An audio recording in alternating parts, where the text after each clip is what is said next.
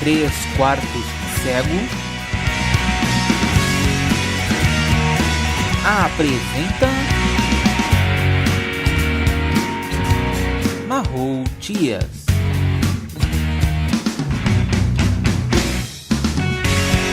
Escrito por Danilo Sanches Ferrari.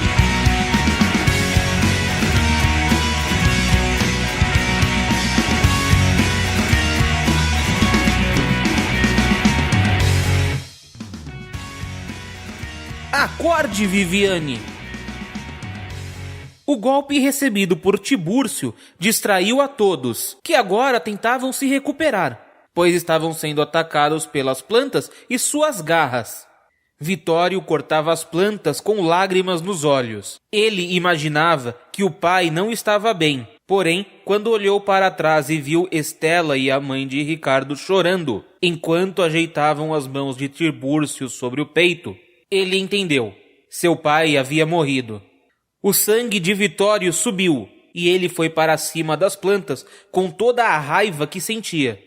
As plantas o cortavam, mas anestesiado pela dor, ele as cortava e as matava.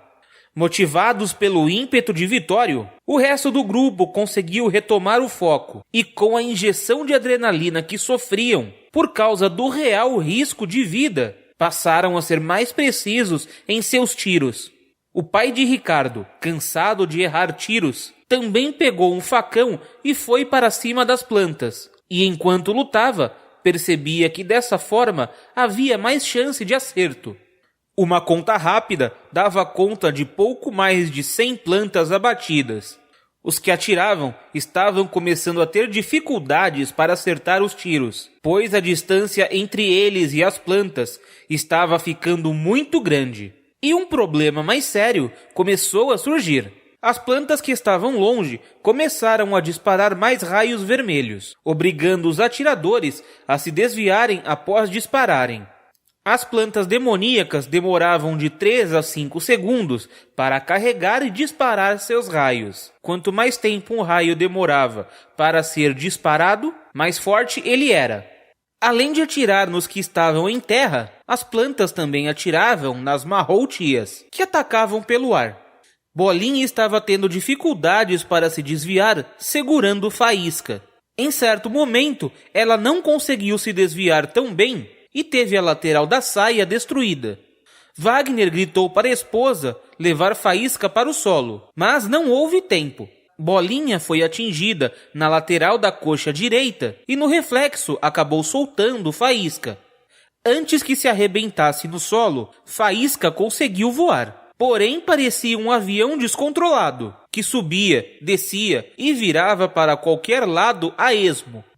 A coxa de Bolinha estava sangrando muito. O sangue que pingava sobre as plantas parecia as agradar. Então Bolinha rasgou um pedaço da saia e amarrou na coxa, se afastando para ficar fora da mira das plantas até que terminasse. Pamela sentia que estava quase conseguindo controlar uma planta. Porém, como ela estava distraída e ninguém estava prestando atenção nela, uma planta a atingiu com um raio, a arremessando longe.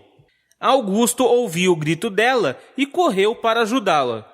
Ela estava viva, mas fora de combate, pois tinha sangramentos pelo corpo todo. A mãe de Ricardo foi até ela para fazer curativos. Estela começou a entregar mais munição para os que precisavam, enquanto gritava para Viviane: "Vai desencaixotando as dinamites!" Porém, Viviane permanecia ajoelhada com Fake ao seu lado e o corpo de Tibúrcio à sua frente. A cada tiro que dava, Wagner saltava e rolava no chão. Porém, em um dado momento, duas plantas próximas atiraram quase juntas. Ele se desviou bem do tiro da primeira, mas teve a ponta do pé esquerdo atingida pelo tiro da segunda. Estela correu até ele para ver a situação e constatou que ele havia perdido o dedão e os 2 dedos seguintes, além de estar com um grande sangramento. "Cauteriza!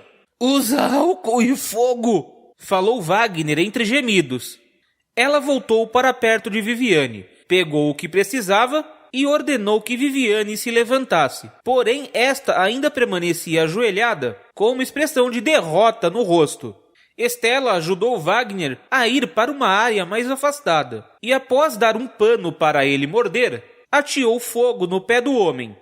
Todos ouviram os gritos abafados de Wagner, porém, agora eles não se abateram e começaram a avançar na direção das plantas. O pai de Viviane sacou o facão, se lançando contra a planta que estava mais próxima. Durante a aproximação, ele acabou sendo cortado no braço esquerdo. Em seguida, ele abateu a planta que o cortou, mordeu a manga da farda falsa, a rasgou, amarrando no ferimento, que começava a sangrar. Após mais alguns instantes de combate, o número de plantas abatidas passava das 250.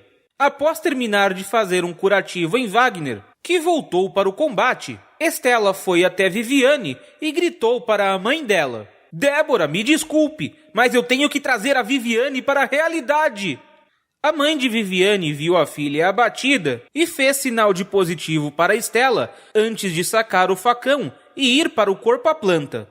Estela agarrou Viviane pela gola da camisa, a levantando, grudou o rosto no da garota e gritou: "Acorda! Precisamos de você! Tem gente morrendo e sendo mutilada!" Porém, a garota permanecia largada como uma boneca. Então Estela começou a estapear o rosto de Viviane, gritando para ela acordar. Então, após levar mais de 20 tapas, Viviane se desvencilhou chorando e colocando as mãos sobre as bochechas inchadas. Estela voltou a gritar: "Seu corpo não serve só para dar para os garotos! Seja mulher e faça algo! De quem você tem mais medo? Dessas criaturas ou de mim?" "De você", disse Viviane, parecendo uma criança assustada, com uma voz quase inaudível. "Então se mexe!" gritou Estela. Viviane olhou para a direita e viu os outros indo para cima das plantas. Olhou para baixo e viu o corpo de Tibúrcio. Olhou para a esquerda e viu uma caixa com granadas, ao lado de uma de dinamites. Então pegou uma granada em cada uma das mãos, arrancou o pino de uma com a boca, saiu correndo na direção das plantas e jogou a granada na boca de uma planta que estava prestes a atirar. A planta explodiu, levando consigo as plantas que estavam adjacentes a ela. Viviane arremessou a outra granada após tirar o pino, e mais uma planta que estava prestes a disparar explodiu, levando outras consigo. Continua. Visite o site 3quartoscego.com. Entre em contato através do e-mail